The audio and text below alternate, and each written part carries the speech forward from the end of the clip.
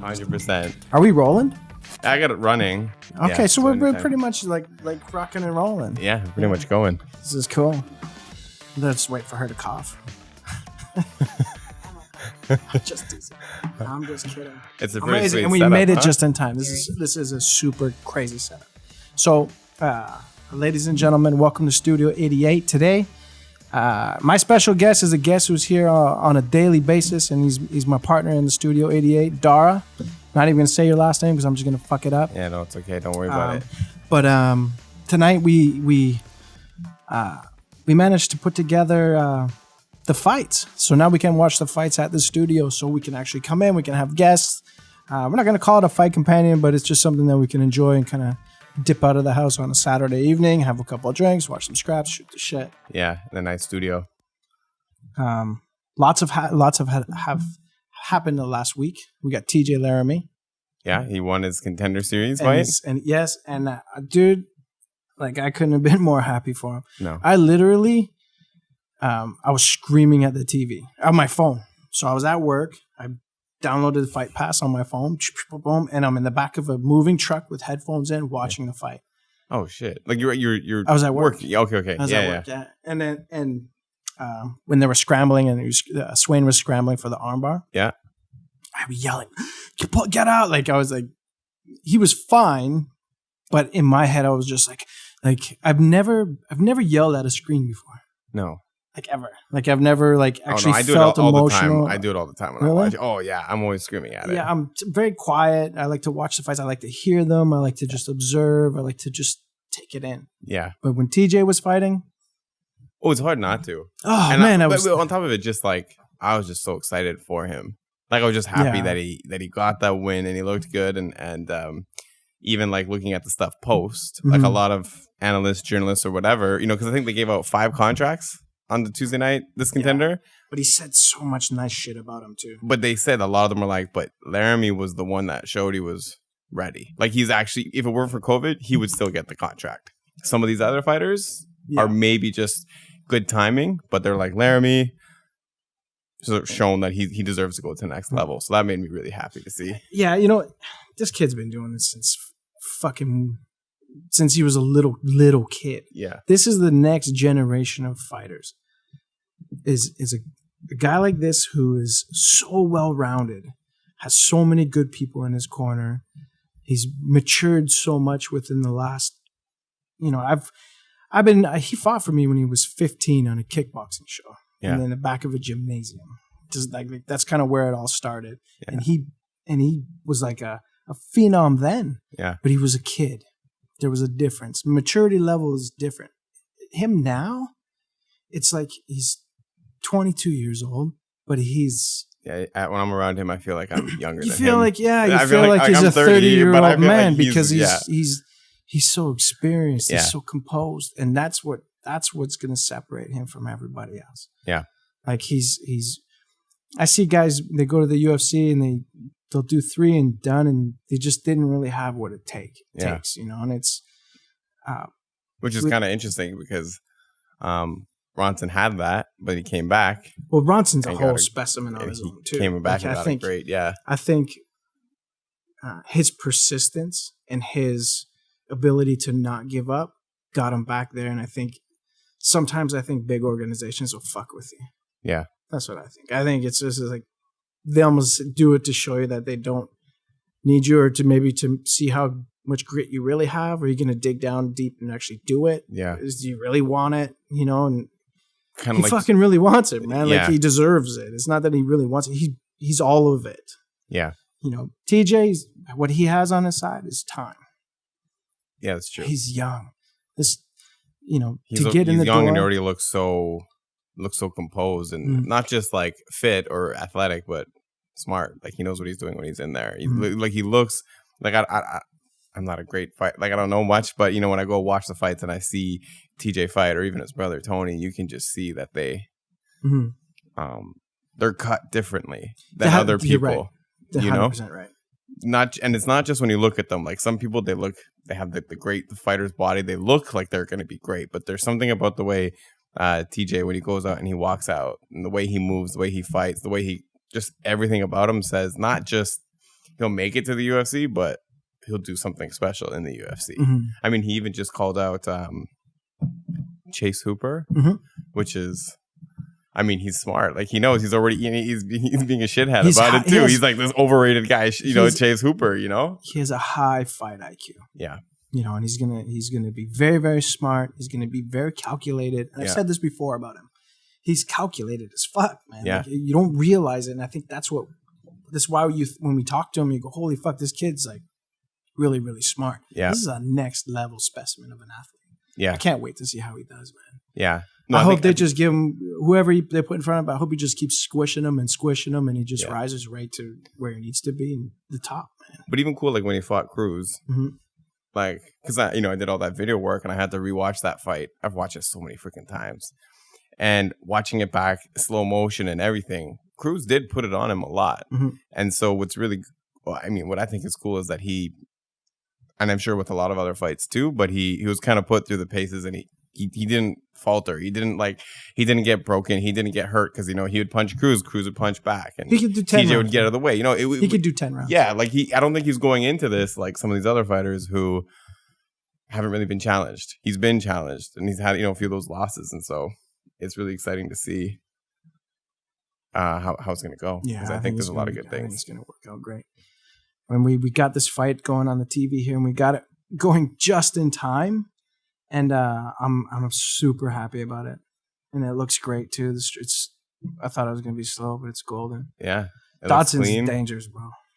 Yeah, he's been around for a long time. He's so explosive. It seems like he's slowed a little bit. He doesn't look how he's usually like very wild, but yeah, he obviously looks good, but he looks a little more tense too. Like usually he has a little more fluid type of look, but that's the first round. Good. So I know it's a little while away, but you're looking at Stipe in DC. Who do you think's gonna win? Me, man, I gotta go Stipe, bro. I hate to say it. No, I'm going. Just because I think DC's gonna win. Why? Part of it is that I heard that he didn't take the last fight seriously, but you take that with a grain of salt, right? Could be either way. But I don't know. I can't imagine he's gonna let this slip. Like he's just. I don't know if he loses again. Is this his last fight? I think it's his last fight unless he wins. And then if he wins, I think the John Jones fight, I think it will happen. Yeah. I think so. I don't think we'll see Jones again. No? You think he's done? I think so. I think when they go back to the table and negotiate these things, I think the UFC is too bold to break. Like they're not going to budge on their whole makeup is not to cater to a star. They cater to the star they want to cater to, not. You got John Jones and Conor McGregor both kind of protesting at the same time, but they're not budging. They don't seem to be worried about it or anything like that. So, yeah, I think there's something there. How many events you worked before mine? MMA promotions. So I got with you guys Prospect.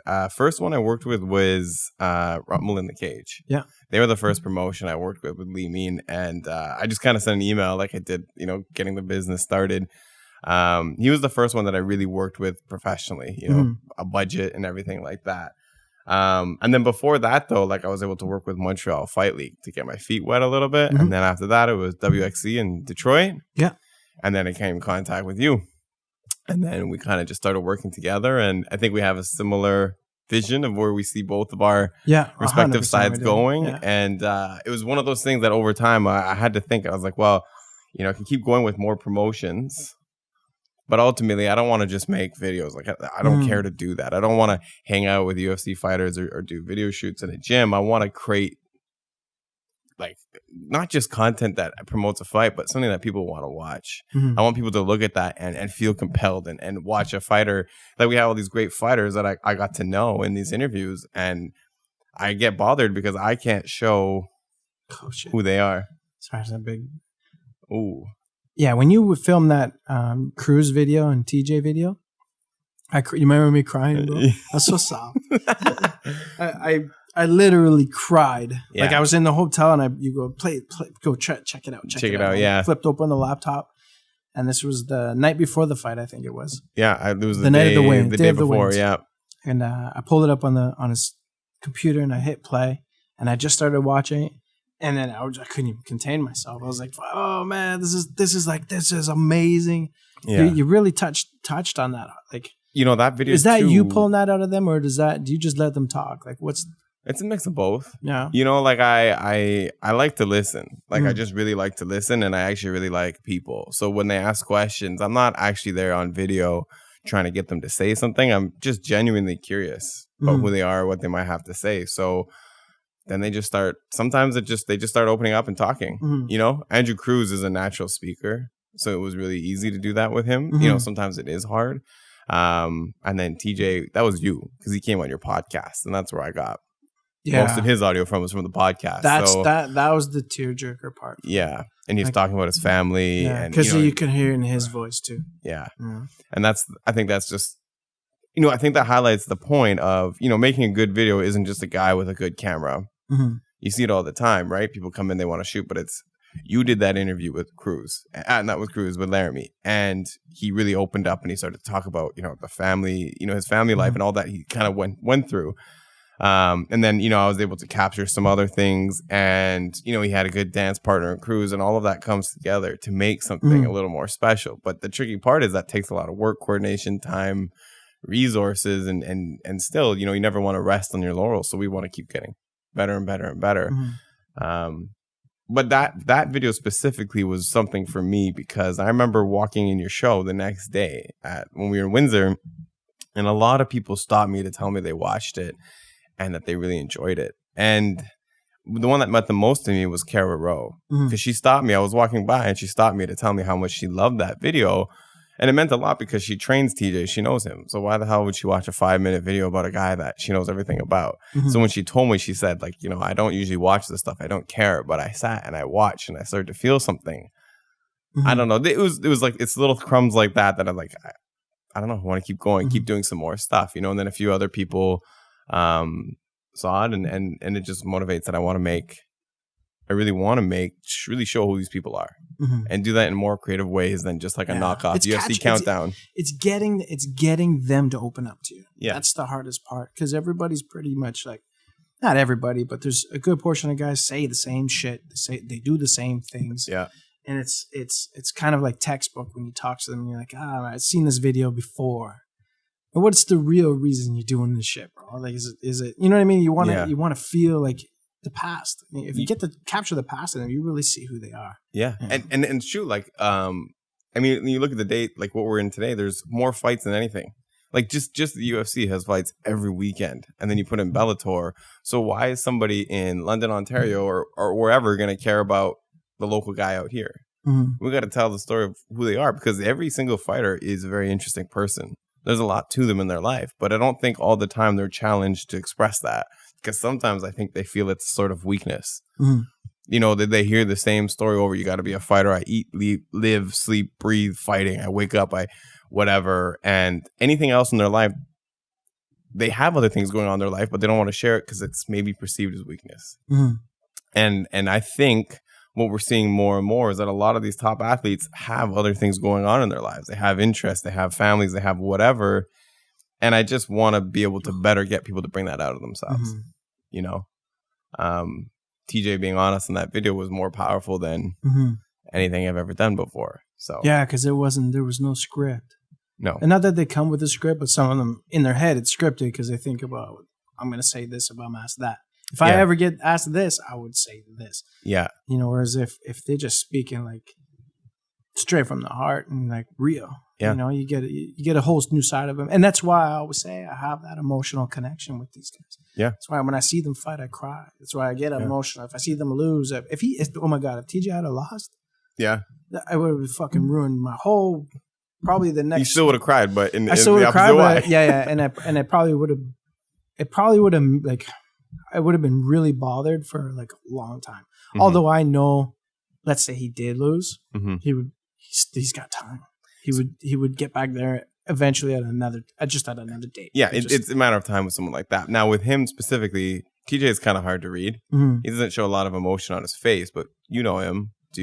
How much do you think that meant to him getting that contract? Do you think it meant a lot? Like, what do you think? I bet you he's probably to this day, he's still smiling.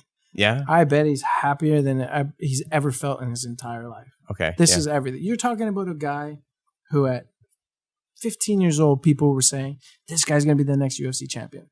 Yeah. Everybody. I was hearing it from guys like Stout, Hominick, like all these like legit people. Legit guys always had great things to say about him because you just knew. Like, he's the new era, man. It's a new era of fighters. And that's got to be a ton of pressure to live up to be told that. Like, I have friends who are in film who just had people who tell them, like, hey, you're going to be a great film artist. And you're going to be something someday. And I'm friends with those people, and they're like, that shit fucked me up. Because you ever shit the bed on this stuff, on the video stuff? Oh, I shit the bed all the time. Yeah. I'm always how do you take up. it now? It's better now. Like, now do you realize that it's once you shit the bed on something and you go back at it, you're better at it anyway. I mean, the thing is, like, I'm very competitive. So I'm always reviewing what I do. And every time, like, if you take a look at our progression of videos, you just look at prospects. There's a clear path and you can see we're moving, we're trying new things. And I can't, every time I do look at my videos, I hate them. It's not good enough. It's never good enough. So how do I go back and make it better? I'm never satisfied either. I'll never be satisfied. Exactly. Same thing. You can't. I want it to be better. Right? You know, and so on the one hand, it's great because it makes me always refine my techniques. There's a lot of things in video production. One of the tricky things is video production does involve other people. There's only so much you can do by yourself. And that's been what I've been doing mostly. Here's what I do. I have more money in my equipment than I have in my car. But I'm not utilizing it because I'm there setting it up by myself. I'm doing all these things when I should be. So how do I get to that next level to get a crew? How I can really improve that production. And so basically until I can make, you know, I go to the movies and I watch like the Avengers and I compare what I made to that. And I go, well, I watched that movie and go, well, they did this. Look at the color here. Look at this. Look at this. Look at this. And I study it and I go, what do I need to do to get to the next step all the time? So it's always just stress in that way. But then I've started to hit a point where I start to appreciate and like really like the things that I'm doing. I'm starting to hit that point where it's I don't know, I'm starting to hit the levels that I'm trying to reach to. But then you hit them and you go, okay, well, I got to get the next set of goals. Next. You know? Yeah. Next. Never be satisfied, man. No. Never settle. I like Dotson, man. Yeah? Yeah, I've always liked him. I just like that. He's just great angles. He's tough fight though, man. Yeah. These Russian guys. It's always tough when you have to fight a Russian guy that no one's heard of. That's not the UFC doing you any favors. I don't think so either. No. What's the full fight card? Pull it up on your phone, bro. What is this, 250? We don't even know. It's terrible. You're gonna have to, we got this really nice setup now. You know? This is more just to let everyone know, like, you got to come watch the fights here. 100%. Nice TV. See, because right now, like, I'm glad we're testing this today just to kind of see how it works. The sound goes through the headphones, and the people at home can't hear, but we can actually hear it. Yeah. So next is more microphones, bro, and add another camera.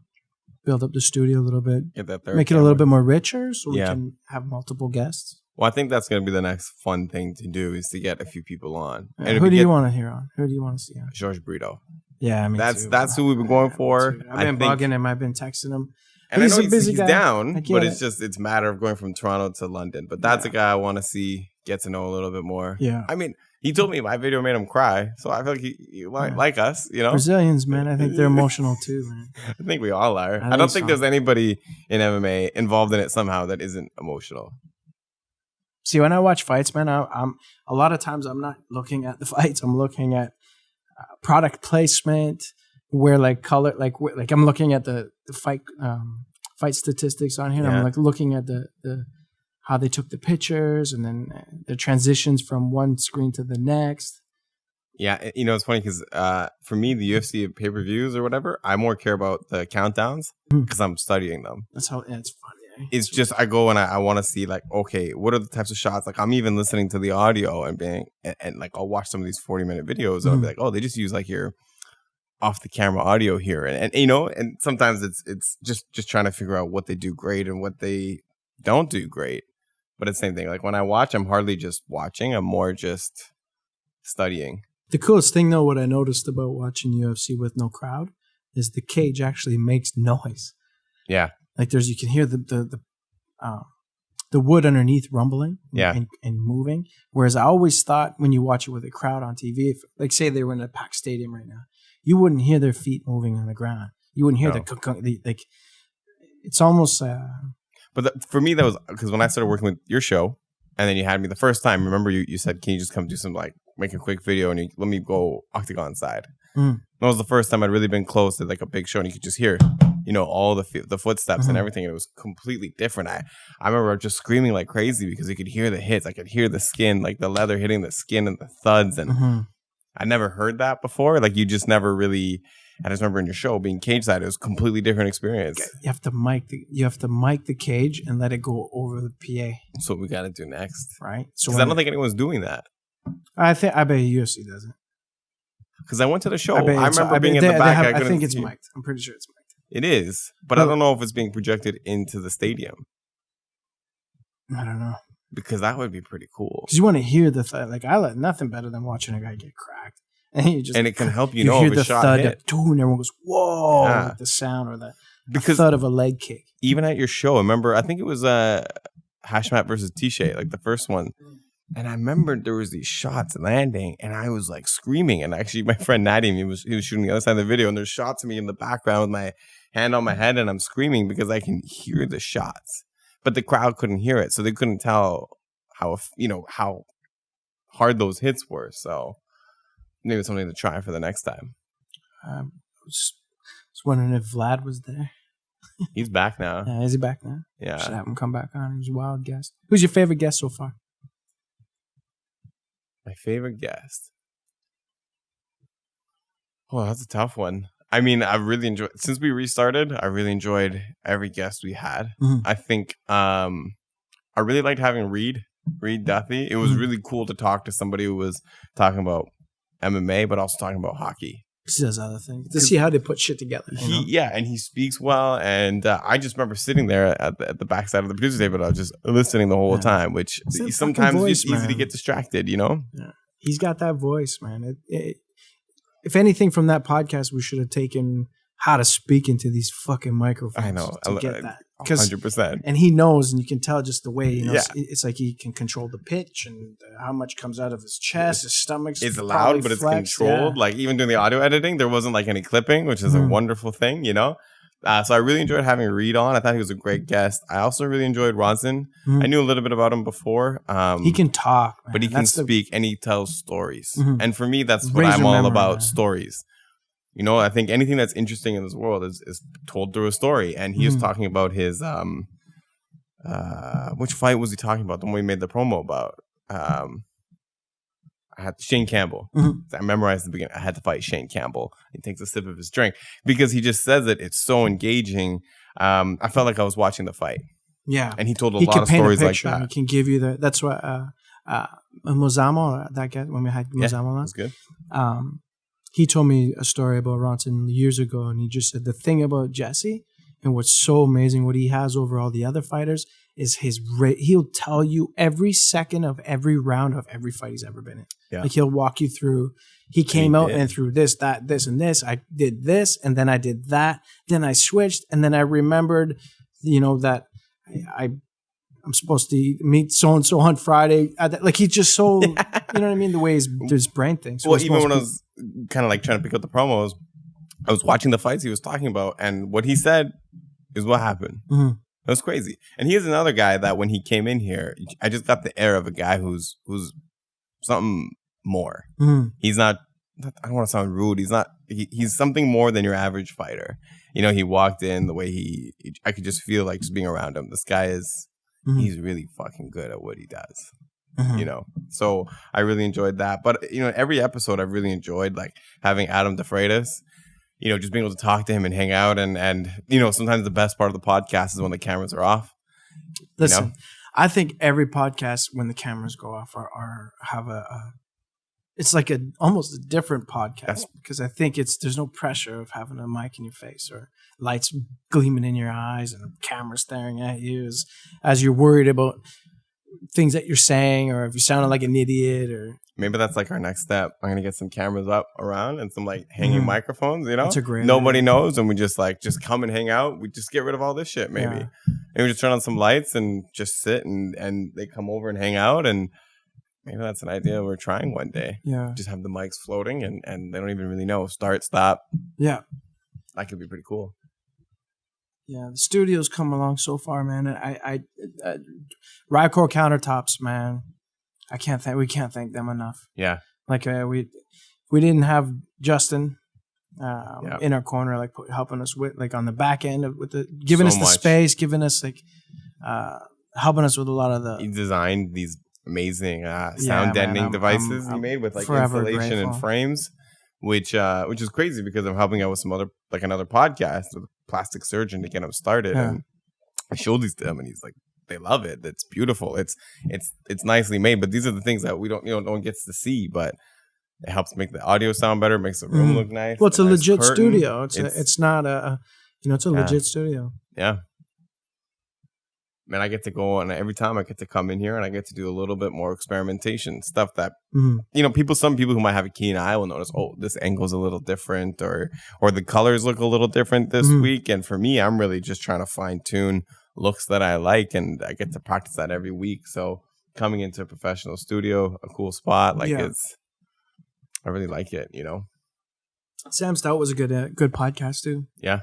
What about you? Yeah. Actually, how about you? Like, what are your favorite episodes? I love them all, man. I love them all. I think they're all like different in their own right. Okay, so instead of saying what's your favorite, just what are some standout moments that you can think of? Like what Ronson's probably up there. Yeah. Just because he has a million stories, and because he paints the picture so nice. Yeah.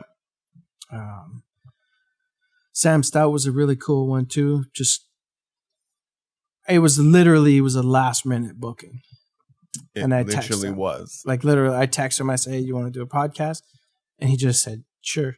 I was like, oh, okay, let's do it. And then he just had come back from Fight Island, so he was fresh out of quarantine. It was cool to get that story, like a fresh story. Yeah, it was just cool to sit with him, man. It was we have a good flow when he talks. He's just, and I think it's these guys that have all that experience. Yeah, make it so much effortless. Well, someone like Sam Robin Stout. Black is the same thing too. Yeah, like guys that have the ability to just shoot the shit and where there's no pressure, command the room. Yeah, you just let them talk. Just do your thing, man. Let's hear it. Like, I'll listen to you all day. Yeah. I mean, they come in and they sit and they just kind of command a presence. They say interesting things. I mean, you look at someone like Sam Stout. You've headlined a card at the age of 21. That's crazy. So he's used to having cameras in his face. So it doesn't freak him out. Doesn't make him put on a different face. Like, that's actually what was really cool about Sam was when the camera was on or when it was off. He was the same dude. He was the same guy. Yeah. There was no... Everybody's been that way, though. Everyone's been the same person. Like, there was no bullshit. But there's sometimes when you turn on the camera or the audio, like, there's a certain formality that comes over someone, right? Like, we kind of change a little bit, not casual. Well, not because quite it's as casual. Action, and you're like... yeah, I mean, look fucking at action. What do you mean as action? Fuck right now. Yeah. But, someone like Sam Stout, he was you couldn't tell when you turn the cameras on or when you turn them off. Same guy. I texted Hordesky today. Yeah? I was trying to get him, and he's like, because I goes, I'm in, but he had to work. He's another one I'm interested in getting him on because he has such a extensive background in martial arts, and he was another one of those real young superstars. Yeah. When you look at his fight record, I mean, he's fought some amazing people. You're like, holy shit. Cowboy, bro. Yeah, Cowboy. Like, at what? He was probably like 19 or something. I don't know the exact thing, but he was like, Is he going to come on? Is that the plan? Yeah, 100%. He's coming on. Yeah. He needed more time. Yeah. Again, today we had some last minute shuffles and. Yeah, but we do have some really cool guests coming on.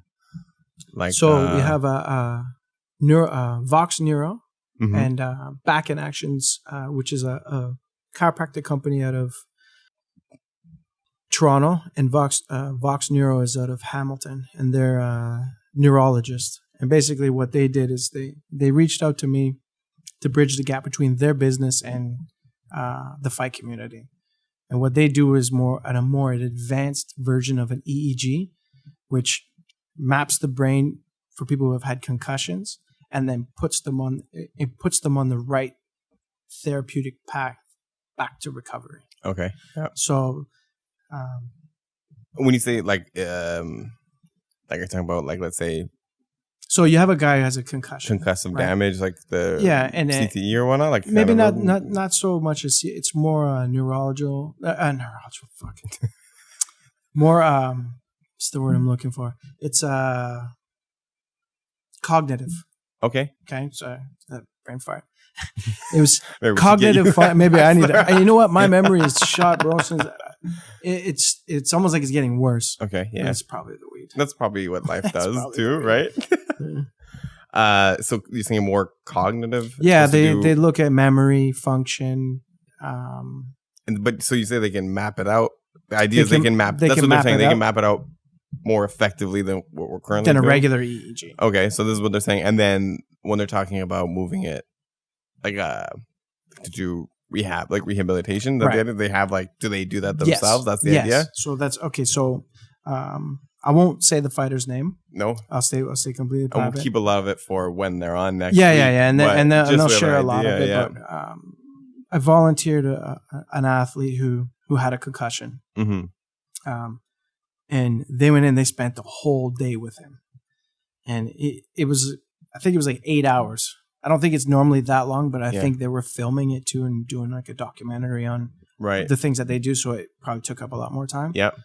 But they did a whole thing on his brain. They do virtual reality goggles on their eyes where they're testing, like they just test, and then they get all these, spit out these results. And I think, so I have to talk to you about that too, because they wanted to postpone till September. First weekend of September. I forgot. Shit. That's okay, because we got someone else coming next week. Yeah. We're fine. We're still I'm just golden. excited for it. Even my dad does not give a shit about fighting. He actually kind of dislikes it, but he's a doctor. He's like, let me know when they're on. Like, I'm excited to hear that podcast. So I'm really excited for that one. Would attend too. I hope so. Yeah. So I have to talk to Vizel still just to see, because it'd be cool to have another doctor in the room who is within the fight community, because who knows you, who can know what who can you break need to shit know when he says something, and I'm not looking at the guy or the Dr. Lauren. I'm like, fuck did she just say? And I'm going, oh yeah. I would rather Faisal just say, okay. He can challenge for whatever we might be missing, or even just fill in the blanks. You know? Yeah, it's gonna be a cool one. It's gonna be. I'm definitely not gonna be the smartest guy in the room, but I'm totally cool with that. So that one's gonna be really cool. And then next weekend, though, we have Justin Bruckman's coming on too. He's next coming. weekend? Not next weekend. Well, maybe. Well, let me talk to him. He's another future guest that I'm going to have on. He was on the one episode. Yeah, it was a good episode too. It was a great episode, but it was like the night before the fights. Yeah, and then he did an episode right after. He did 2 in a row. Yeah. So, but it'd be cool to catch up with. It's cool catching up with people after COVID shit, man. Just see where they're at, where their heads at. Like, he's not opening. He's not. And it's gonna be cool because he was, that was the week of the fight, and since then, like the guy he was cornering had another fight and won, but just life's so much different now, and to see him outside of the pre-fight mode, what's going on now? Like, I don't know. I'm excited to see that. Everybody's heads are in different spaces. Yeah, and then we have. I saw some sparring video of him smashing around it, just being brutal. I was like, wow. He's mean. Still looks good. He's still mean. We should get Crew Joe Tipping on again too. I'd like to see that. Yeah. Joe's another favorite. That's a scary guy. Like, when I look at all the people who fight, like he can smash you with his leg. Like, that guy's a scary guy. Just seeing him train. Did you ever do training with him that time? No, I haven't gone down to, because we were gonna shoot and then I was gonna do some arrangement, maybe see if I can, but that just kept falling apart with the rescheduling fights or whatnot, and we didn't have time. But. I'd like to. I really like to. Yeah, you got to try it, man. Take the trip. It's like Stratford. It's not far. Well, I mean, even the people that I train with here, they go there all the time. Just go do like a convoy or something, or just do it on my own too. But it'd be good to have him on. And then we have next weekend Tavina Kum. Yeah. That's going to be an interesting one. She's a Canadian national boxer. We're doing a side project with her. Yeah. Filming some students that she has for the upcoming charity event, September 26th. And we'll break down into that with her. It'll be when she's here, it'll be a cool podcast. I'm excited to have her on too. Yeah, she's a national champion. Is Guyanese or Canadian national champion boxing? She's from Guyana. Yeah. She's Canadian, but I think she's like Canadian. Dual citizenship type of thing. Yeah. So that'd be really cool. The funny thing is I saw her in an amateur boxing, not amateur. Was it amateur? Yeah, it was amateur. It was an amateur boxing match maybe like 2 years ago, and I didn't put it together until I went through her Facebook real quick. I was like, oh, fuck, I've seen her fight before. How was that fight? It was good. She's a savage. Yeah, she's a savage, yeah. And that's the thing is I was like, oh, that girl. Oh, because I didn't place it.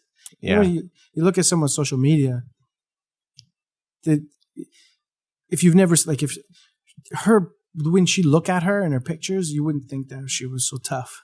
Yeah. Do you know what I mean? Yeah. Like she's like, it's like a girly girl, but then you see her in action, you're like, oh fuck, she's like, she'll do, she's a fucking animal. She'll wreck people. No, I think I'm really excited for the Voxer. I'm looking forward to like a lot of these guests that we're having, just in general, keeping up with what's been going on so far. We almost had Gordy Cunningham tonight.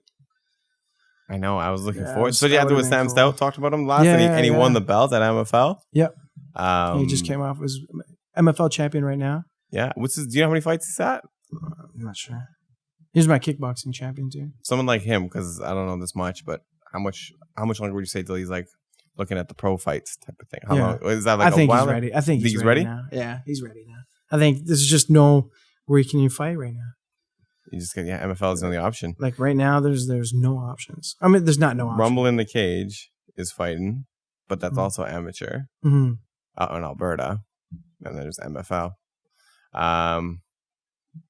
The guy he beat was like a long-standing champion for MFL. I think he did like 5 title defenses. Yeah. Quebec's got a lot of fucking tough dudes too.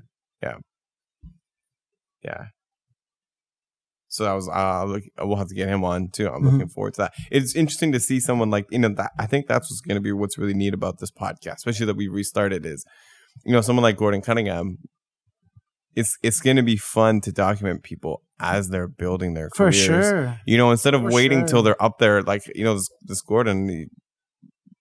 Got some good promise, right? So it's actually going to be fun to sit here, see what he has to say, what's his thinking today, a year from now, or whatever, as he goes through the stages, and no matter how his career goes, it's gonna be like a documentation of what a fight career is like from beginning to end, however that goes. And Sam Stout had only good things to say about him, and an endorsement from Sam Stout is means something. Yeah, I'm sure that made him feel really good. Yeah.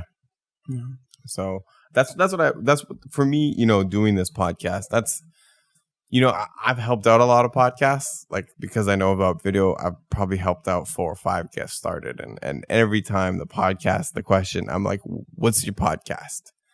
And 4 out of 5 of them said, it's the Joe Rogan of X. It's the Joe Rogan of hip hop in London. It's the Joe Rogan. Oh my God, like, who cares? If you want to watch Joe Rogan, watch Joe Rogan. Yeah. But when I talked to you, because at first you just want me to help you out, I was like, what's this podcast about? And you're like, I want people to get to know the fighters in our community. And I was like, okay. Like, it's not about making this big podcast. It has a purpose, and for me, that's why I wanted to sign on. And then for me, it was about being a bigger part of the community, getting to know people. So whether it has a ton of views or not, obviously more views are better, but it's just about actually kind of building this community more and more.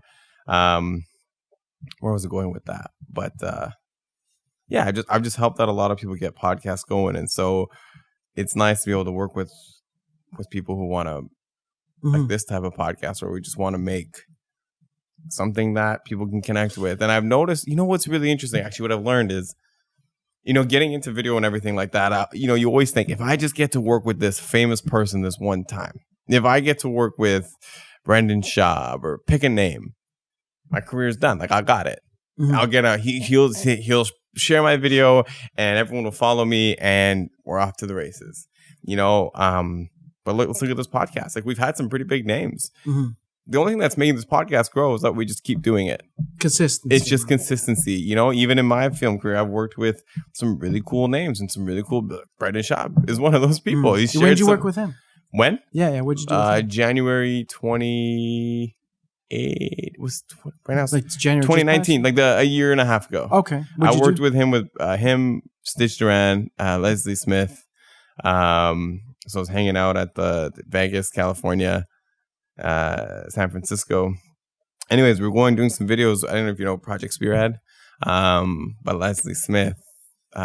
She's just trying to make a collective bargaining agreement for UFC fighters, kind of like what John Jones is doing right now, right? Just a little bit more formal action. So we then set it up beforehand. Then I went into these interviews with Brendan Schaub, which was pretty cool. Got to go to the fighter in the kids studio and shoot all that. And so when I was getting started and I was doing this, because I wanted to get into film and video, and I was like, well, if I go do what everyone else does, I'm gonna be, I don't know, fighting for crumbs. And here I am, 3 months starting this business. I'm flying out to California and I'm hanging out with Brendan Schaub.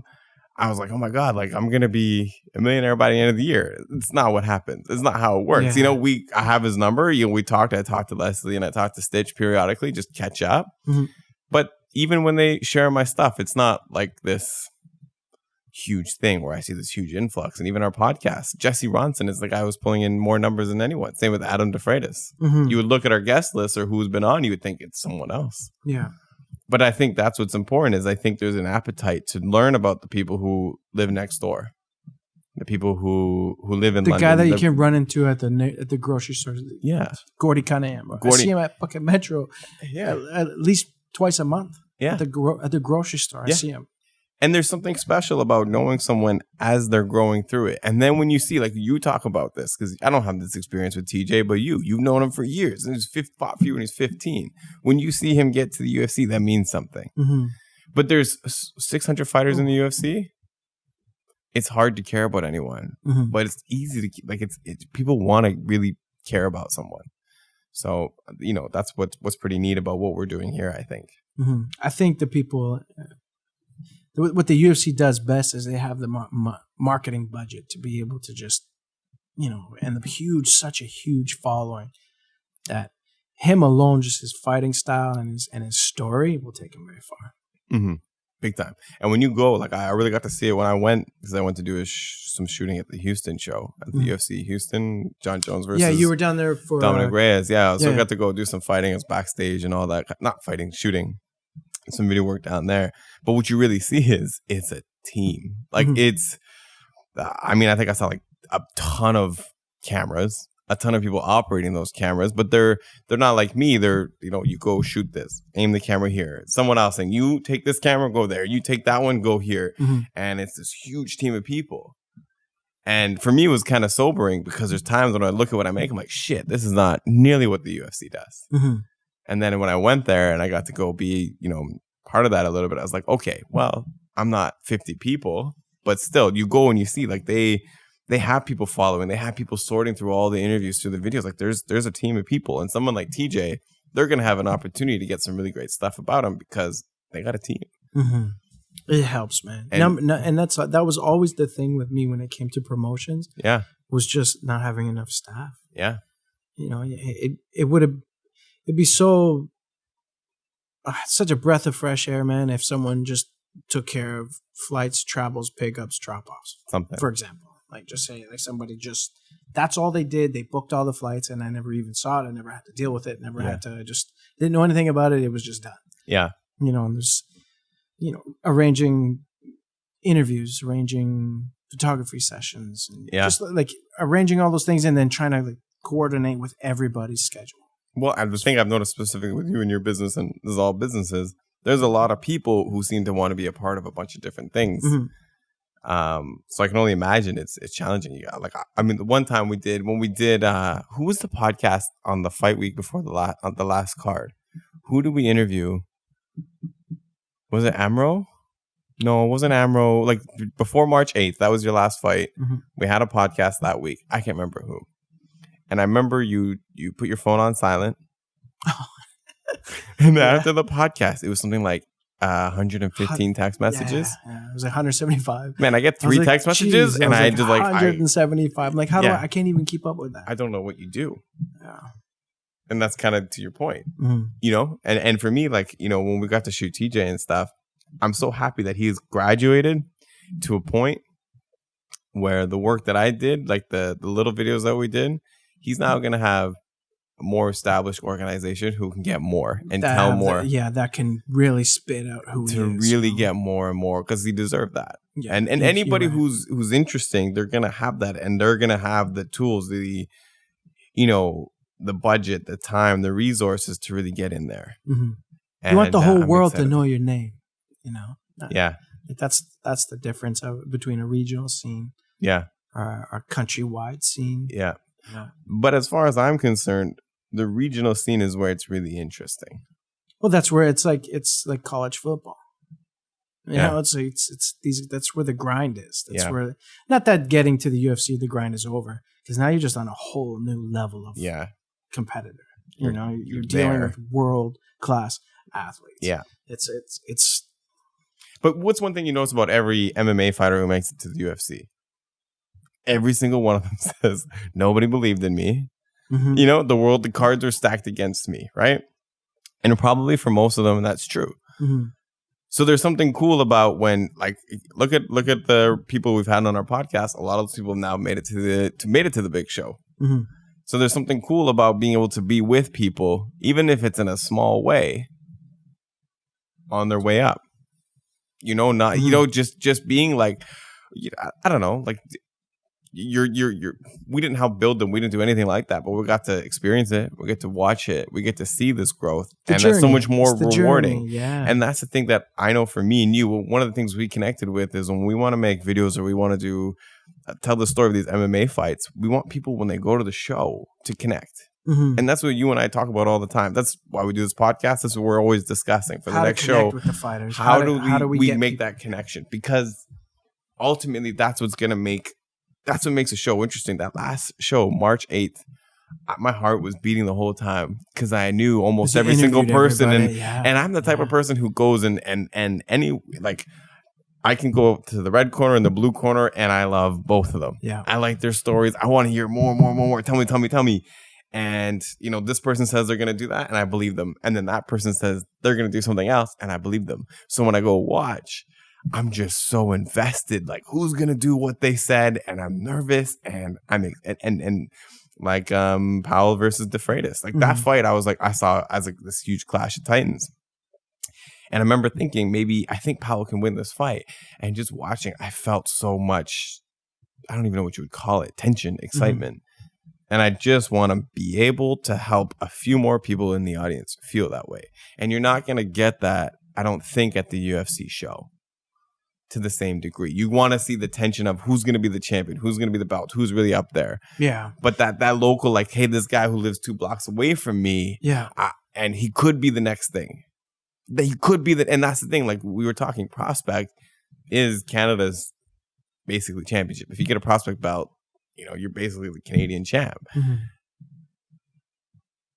It's just like, I don't know, like it's really where we just see, I don't know. You really see something build. You're really seeing that thing build. Yeah, and the thing is with these guys, they use TJ for example. Yeah, you don't have 2,000 screaming fans in a home show that are all your friends and family. Yeah, like he looks into the crowd and he knows all the faces. Yeah, whereas now he's on a higher stage. He's going to look into the crowd and they're going to be strangers, but they're all going to be screaming for you or against you. Oh, except for right now, there's going to be no crowd. But I mean, ultimately, in the end result, right, will be who is and there's that first fight. This first fight, maybe it's kind of cool that he has this first fight during this time when there's no crowd, because that first fight, when you're going to a crowd, nobody knows who you are. It's your first UFC fight.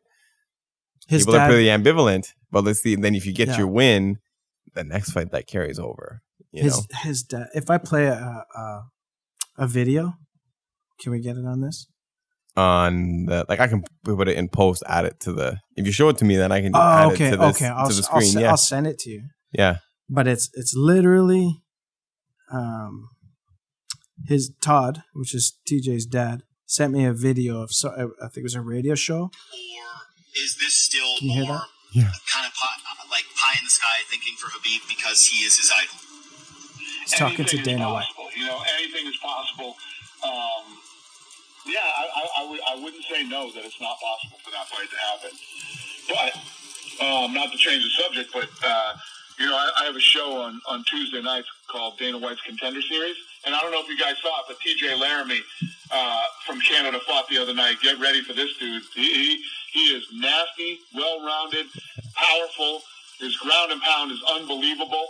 And he fought a kid that is a submission machine. Stayed out of every submission and made the guy quit. Literally made him quit on the stool. TJ Laramie. That's a name to start talking about up in Canada.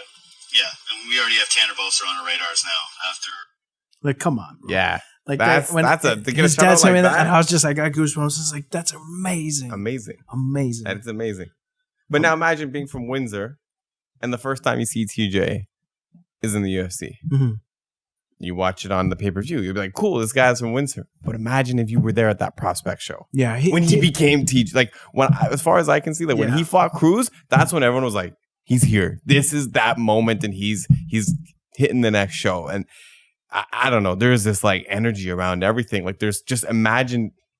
For me, that's why I love this type of work. Like I love prospect. Like I love this regional, because the regional people look at it as lower or amateur sometimes, but no, it's in you get those fighters who are UFC champions, just not yet. Right. They're on the cusp. On the cusp. Hey, TJ said some really nice things to me, and he one of the things he said to me was, thank you for letting me be able to fight in my hometown in front of my family and friends, like at home. Like I think that was a big milestone for him. Yeah. As he's ticking the boxes as he goes along with his career. Like, check. Yep. Did this one. Check. Did this one. So it was cool to be that. Like, the UFC's probably not going to go to Windsor. No. Maybe Detroit. Yeah.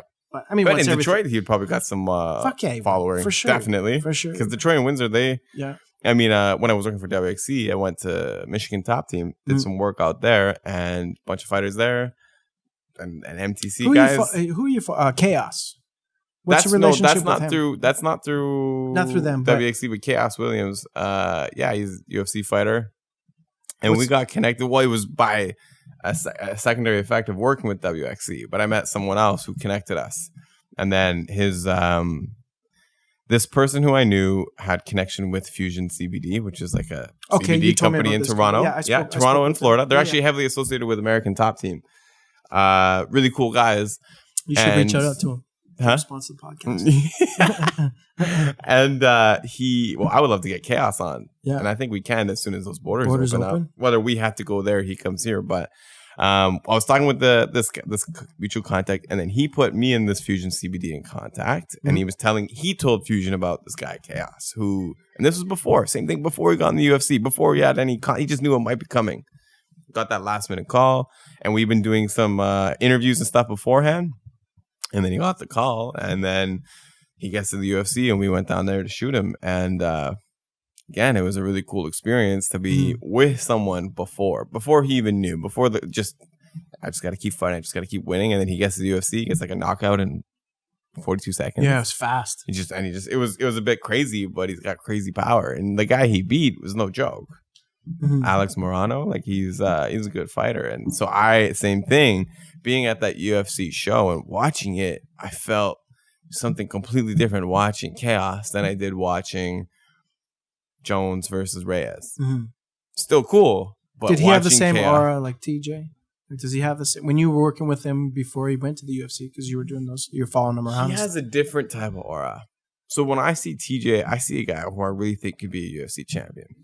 When I see Chaos, I think I see somebody who can be very, I don't want to say inspirational because I almost hate that word, but he could really, like I see somebody who people can vibe with. Like his personality is really great, and I think he could be like any of these guys. Who knows? I think he's a great fighter. He's got that crazy exciting knockout power. I think he could be a cultural phenomenon. He's got a nice vibe. He knows how to work the camera. He's the type of guy who, I mean, he still talks to me. You know, like a lot is very easy once you get to. I mean, when I was working with him, he had like 3,000 followers. Now he's got like 30. Who knows where it's going to be? And that was in a matter of like a few months. That's crazy. And we still text once in a while, and he loves what we did together, right? So he knows so many aspects of the game. It's not just go out and win. It's go out and win, but it's also go promote yourself. Like he actually like he works with like the local gym and stuff and did autograph signings in his community in Detroit. Maybe I think it's Lansing where he's from. Right? People don't organize that shit, but he did. So I see a guy who's very smart so it's a different type of aura. And would you say he's more business oriented? Like, is he looking at it as a business? And he's within himself? He invests in real estate. Like because he got a fight of the night or a performance, and I know he invested that in real estate. Like this guy's young, he's 24, and he's planning for his future. He made like I don't know what your entry contract is, 16 and 16, so it's like 30 something plus 50. So he made like almost $100,000 or maybe it's 10 and 10. I don't know, something like that. Think it's that. But he still got a $50,000 bonus. And I know he knows all aspects of the game. He knows, so he'll be a guy who always has a following, and he's a great fighter.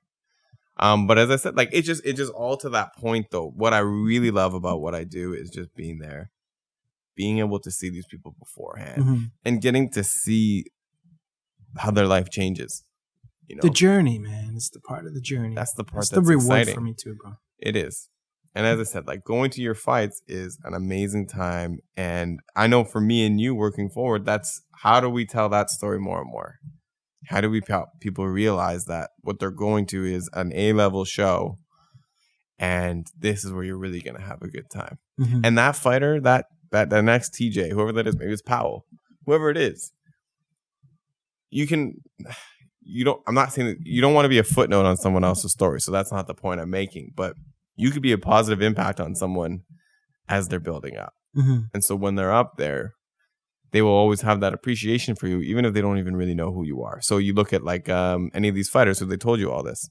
Right. So getting to fight in Windsor, TJ's so happy. He's like, I got to fight in Windsor. Thank you for giving me that experience. That experience was also built by the 3,000 people sitting there cheering for him. They're a part of that. Yeah. And I can guarantee you that as those people find out, they're going to be like, I watched him at the Mesa Center in Windsor. You're a part of that.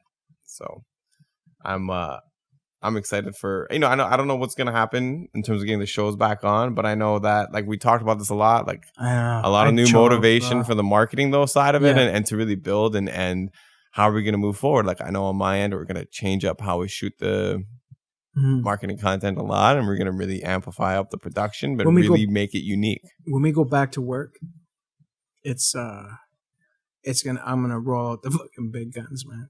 I'm talking like it's got to be better than the last show. Oh yeah, like every show has to get better. So you got to try to. Well, that's my competition with myself. Anyways, right? I'm like, I gotta make it better and make it better, and it's. It's a big machine, And even on your end, you guys provide a budget. For what we're going to shoot. I also, so when I work, I save up that money to double that budget to make sure that it's better, that I can, hire, so I can do those next steps. And even now it's, how am I I'm saving money to invest in the production? Because, people always telling me like, do you want to work for the UFC? I'm like, no. But what I want to do is I want to make videos or film that looks like $30,000. I want to make something that touches your soul when you watch it, like it connects. And I can't do that if I'm not putting my own money into it. If I'm just going to say, Jamie, give me unlimited resources to go make something, well, what's the value it's going to bring your business? No, I have other work that I'll do. I use that money to then spend on the video production that we do together, so I can always increase it and get those next resources. And I can go to someone down the road, like a Bellator, and be like, this is what a $10,000 production looks like. This is what a $20,000 production looks like. Look at what we did here. It comes down to money, bro. Usually, unfortunately, it fucking sucks because it's if you want better, it's usually who spends the most, and it's fuck, man. Like what? Why can't? I wish it could be done. It's just too hard. But on top of that, so the money I make, where do I spend it? I'm going to spend it on what we do. Well, what else am I going to spend that money on? Double up. That's how you do it. Exactly. So some heavyweight action, bro. This is gonna be a good. Hey, who do you have on this one? I have Rose Strike. Yeah, me too. I hope JDS still has his mustache. I think he does. They showed it. I think they showed it. It's so cool. It's so confident. It takes balls to wear a mustache, man. Yeah. Yeah. Like Sammy's mustache, I was like, man, your fucking mustache looks great. Just suits you. You know, some guys wear a mustache and they either look like a creepy pedophile or they just look like a badass cowboy. That's true. Yeah. Some people do look good. Yeah, no, yeah, Sam style, he looked good in it. But he's got that like grizzled look. So it works. Yeah, like he could be from Texas or something. Yeah.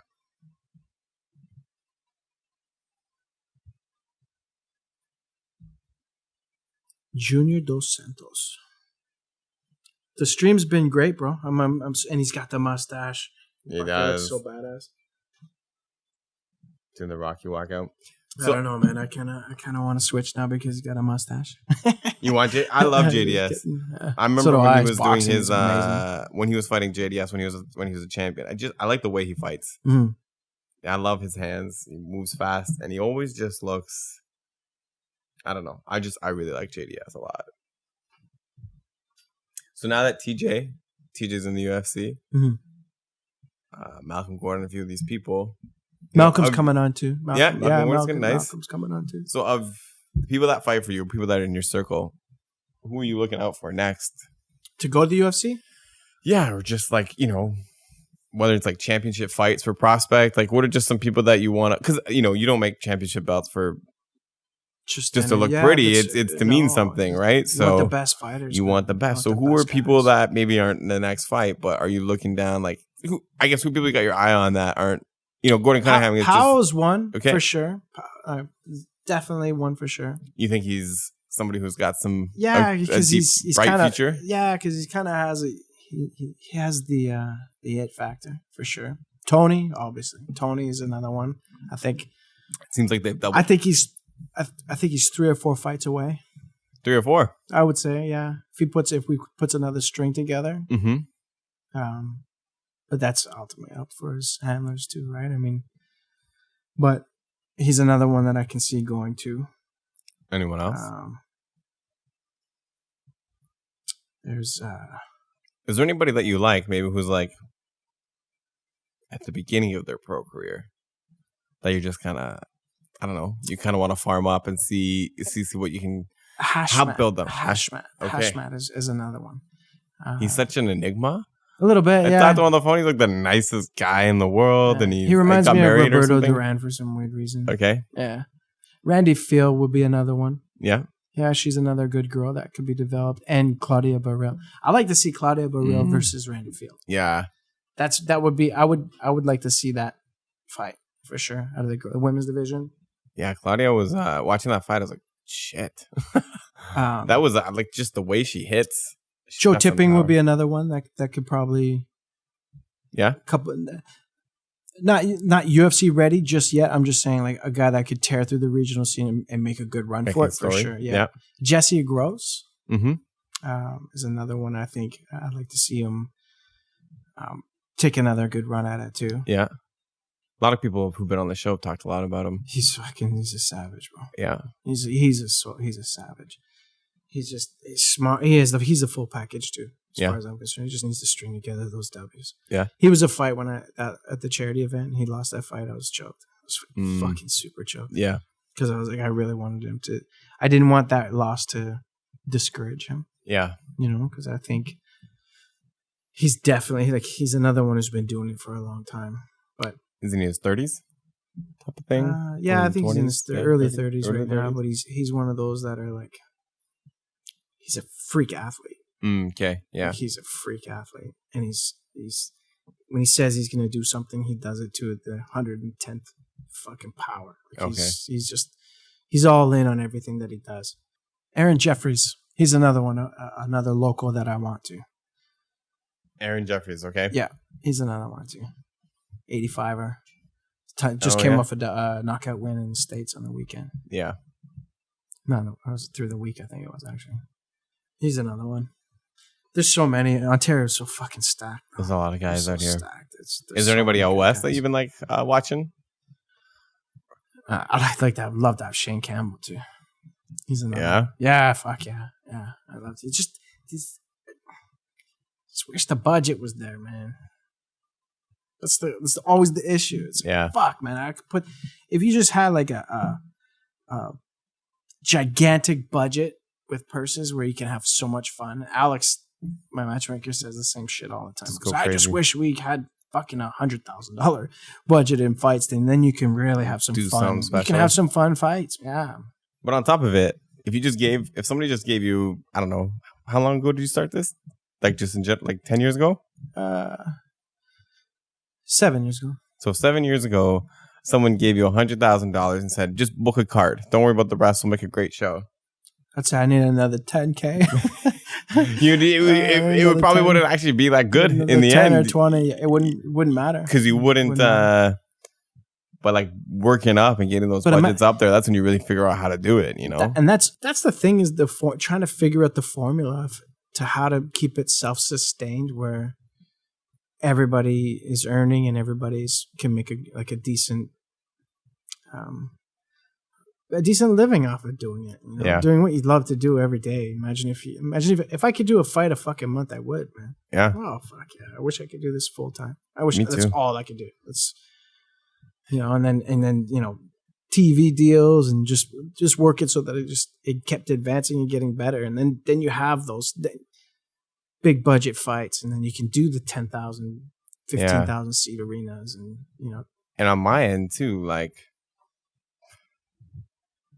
I look forward to being able to make that main event feel like a huge deal, a huge event. I might have Luke, the commissioner, coming on too. Yeah? Yeah. That'd be really cool. That's going to be a cool one.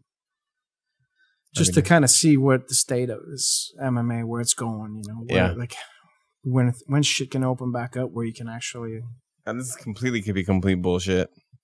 But I thought I saw some stuff about maybe some opening coming. I don't know. I saw some people like Woody sharing some articles about some stuff. Maybe starting to get open, the commission's getting open again or something like that. So I think what you saw was MMA becoming illegal in Ontario. I think he shared like an old clip. Oh, I think that's what it was. Damn it.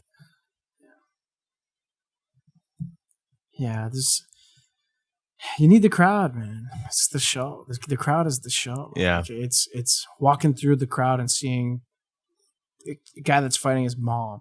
You'd be surprised how many messages I get from fighters' moms.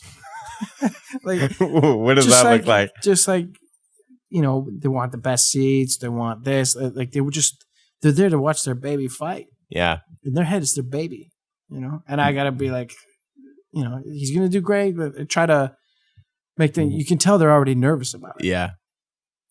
That's hilarious. What do you think? Do you want to maybe just like join the fights? Yeah, yeah, for sure. Yeah, I'm down. I can take a leak anyways, bro. Yeah? Yeah. Cool. Let's take a break and then we'll turn it back on for the main event. No, but I mean, like, yeah, like as far as like, turn off the cameras and just kind of chill and hang out. Yeah, okay, for sure. I'm totally down with that. Just do like an outro or something. Yeah, I'm cool with that. Yeah, how long have we been going anyways? Oh, she turned the cameras on twice, so that's 30. Fuck, we're golden. An hour. We're golden. And I'll cut out some of the awkward spots, so we're good. Yeah. No, you did. It was awesome, bro, and I appreciate it. I know I threw you on the spot too. Like, let's just do it together because we kind of, you know, life sometimes kicks people in the nuts and they get busy. That's what it is. Yeah, but we still got it in. I'm happy. It's cool. I like talking a little bit about what this is. Mm-hmm. You know, I think that's just what's going to be cool about this. It's a little more what this podcast is, and keep people excited for what's coming next because we got some really cool guests. And all right, man, let's shut it down. I'll watch this for it. Okay. Thank you very much again, Dara. You're a fucking man. All right, bro, let's shut it down.